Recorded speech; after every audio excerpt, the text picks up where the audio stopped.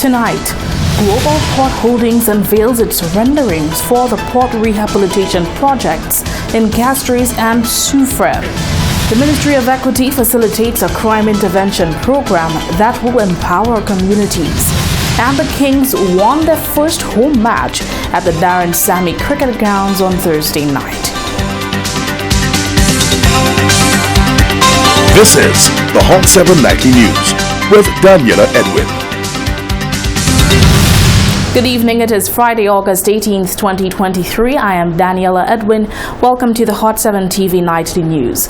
We are on Flow Channel 117, Kiss FM, the Caribbean Hot FM mobile app, and the Caribbean Hot 7 TV Facebook page. Not forgetting those of you using the Hot 7 plug and play antenna, thank you for joining us.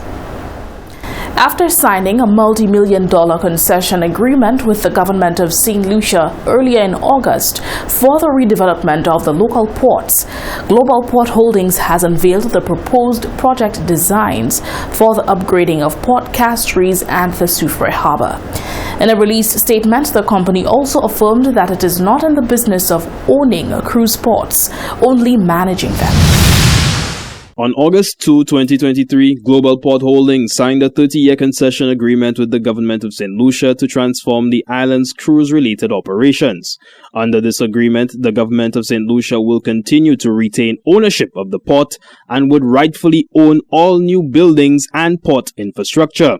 GPH has affirmed that it will never own the port. Its local management team will simply be awarded the privilege to manage and maximize the benefits earned through this asset on behalf of all St. Lucians during the term of the agreement. GPH, subsequent to the signing of the new accord, has unveiled the proposed project renderings for the redevelopment of St. Lucia's cruise ports. The company will invest in a material upgrade of the cruise port facilities, including the expansion of the existing berth in Point Seraphine, which will allow the handling of Oasis-class ships, transforming the retail experience through the redevelopment of the vendor arcade, and the revamp of the fishing village at Bonanza Bay.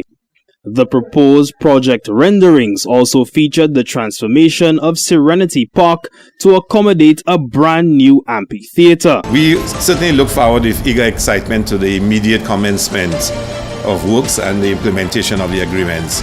The Castries waterfront will look a lot better with a redeveloped vendors arcade. We've worked on improving the berthing at Port Castries. Included also is the removal of the old customs building and a rationalization of that area there. Another exciting addition for me is the boardwalk that will be built from the vendors arcade to the Sans Souci Bridge. I think it would create a whole new added experience for cruise passengers. Those of us who work on the waterfront will tell you when the cruise ships are there, hundreds, thousands of visitors walk to Castries city center. And just having that experience along the waterfront to add to the experience of Castries will be something special. When the deal was initially struck between the government of St. Lucia and GPH, there were concerns looming that the local labor force would not be the beneficiaries of the tourism development. Assertions were made that the cruise operator would opt for foreign professionals. However, during the signing ceremony, the chairman of GPH confirmed that the island's locals would not be left behind. None of our destinations, be it from Vietnam all the way to Bahama, we don't have a single expat working. It's all locals. If we can't find the human resources local, we take it, we train them, and we bring them back. Under this new agreement, GPH promises to create more opportunities and prosperity for local entrepreneurs, business owners, and community members by increasing passenger traffic and spending through destination development, increase passenger traffic by 10% to 15% on peak days, reduce traffic congestion, and improve the guest experience in and around Castries Harbour through ferry operations and creation of a boardwalk to connect the northern, eastern, and southern sections, and Cross Market St. Lucia to over 8 million passengers in the GPH network. Reporting for the Hot 7 TV News, I am Kareem Nelson. The Ministry of Equity and Social Justice has unveiled 3 new initiatives geared at empowering underserved communities in an effort to encourage people away from a life of crime. We have the details in this report. In an effort to play their part in the fight against violence and crime, the Ministry of Equity, Social Justice and Empowerment has launched a crime and violence interruption program funded to the tune of 150,000 EC dollars. The program consists of 3 distinct initiatives targeted at empowering youth, increasing employability, and strengthening parenting skills within vulnerable communities. The first of these interventions is the Basic Life and Employability Skills Program and Internship. This initiative will provide capacity building for youth ages 18 to 29 in 4 districts, namely Grosile, Ancillary, Vieux-Fort, and Castries Central. The parent program will deliver coaching to parents in 11 districts across the island for a period of 5 weeks.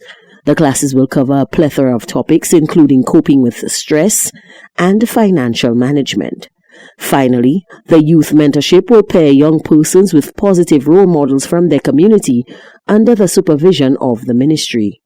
According to Permanent Secretary in the Ministry of Equity, Social Justice and Empowerment, Charmaine Hippolyte Emmanuel, the impact of these programs will be felt first within the family and cause a ripple effect on the community level.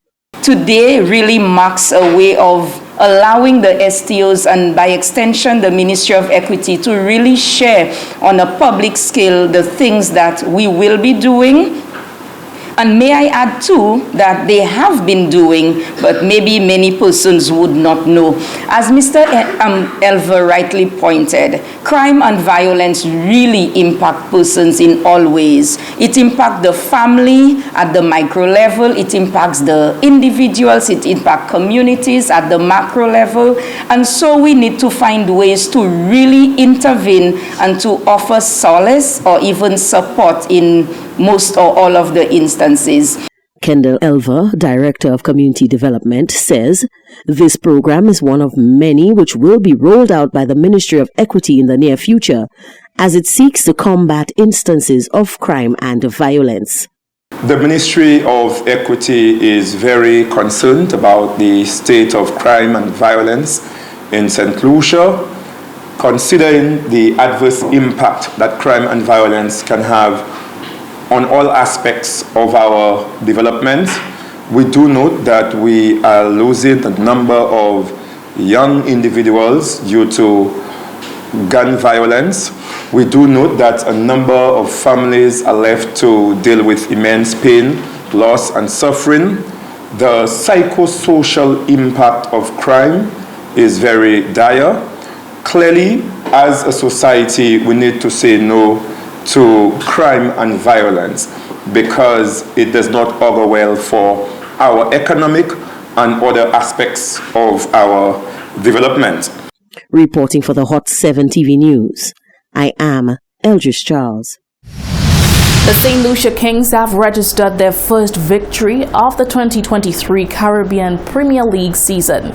This win comes off the back of a sensational coming-of-age performance by pace bowler Matthew Ford, as the Barbadian led the St. Lucians to victory against his home franchise. A resilient performance by the St. Lucia Kings on Thursday, August 17th, resulted in the team's first win of this year's Caribbean Premier League season. Having lost the tournament opener, the boys in blue rebounded in sensational fashion to defeat the visiting Barbados Royals by 57 runs. Batting first, the Kings registered a mammoth 201 for 6 of their 20 overs. The innings got off to a phenomenal start as Captain Faf du Plessis and Johnson Charles put on a 61-run first-wicket partnership. After Charles lost his wicket off the bowling of Jason Holder, the Kings captain continued to trot along, building momentum before also getting out. A solid 4th wicket stand between the Zimbabwean pair of Shikanda Raza and Sean Williams then steadied the innings, giving the finishers a platform to close the first half on a high. In the second phase of the match, the Royals never truly got going. The loss of 5 wickets in the power play saw the team struggle to build partnerships. The chief architect in this downfall was right-arm medium-pace bowler Matthew Ford. Ford bagged 3 vital wickets for just 12 runs, crippling the Royals' batting lineup and eventually securing the victory. In a post-match interview, the young all-rounder, who was coming off a fruitful global T20 tournament in Canada, noted that this performance was born out of the need to recover from Wednesday's loss. Yes, I've been carrying a bit of form since Canada, so for me it's just coming into a new franchise. Obviously I've been here last year, but for me this year is a bit more trying to impact myself on the CPL and trying to get the title for St. Lucia Kings. Obviously yesterday we would have a hard-fought loss. The guys were gutted because we got so close. So today coming out, it was just about being positive and giving it 100%, and as you could see, the guys were there from ball one. Captain of the St. Lucia Kings, Faf du Plessis, believes that this clinical performance will propel the team forward for the rest of the tournament. He noted the importance of confidence as a booster for morale and was impressed with the adjustments made by his squad. Confidence is a big thing in the tournament. So obviously last night, as I said after the game, although we lost, I did feel there was a lot of things we did really well. And tonight, what you want to try and do is you want to try and make sure you learn from the mistakes. And we did that really well. Collectively, all of us were better. Catching still very difficult at this ground, as you can see, but even that was better tonight. So as long as we can improve little by little every game, then it's really good for us as a team. The Kings will hope to take these winning ways into the weekend as they face the Guyana Amazon Warriors and St. Kitts and Nevis Patriots in front of what is expected to be 2 sold-out houses.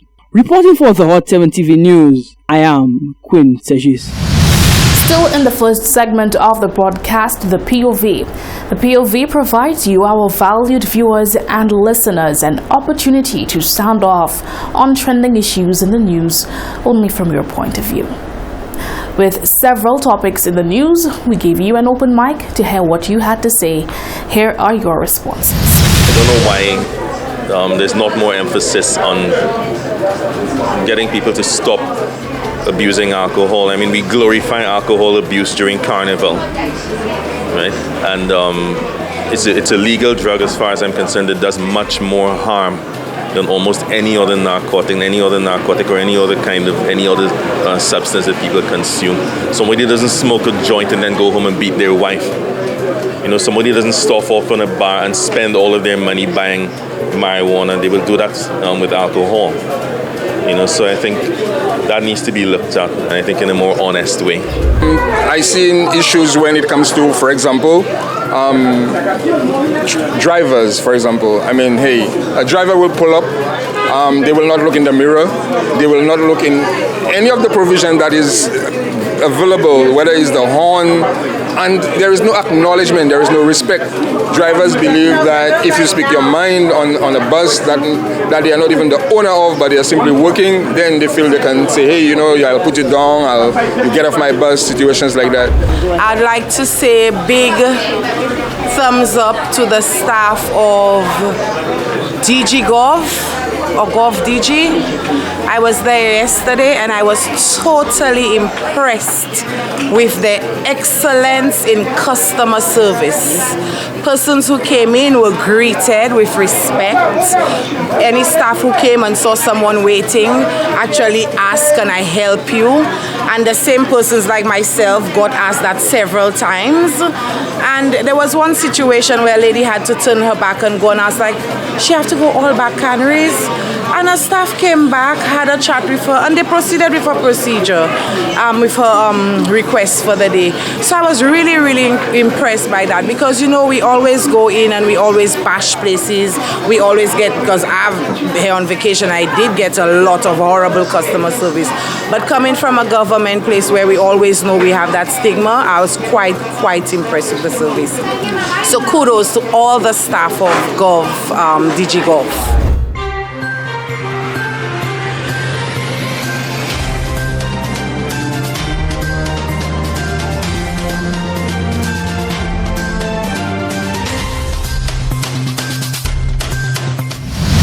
Still to come on the broadcast, cruise stakeholders meet to discuss their strategic plan ahead of the 2024 season. And Slud Terror hosts a financial literacy session for young people. Stay tuned for the details to these stories and much more when we come back from the break.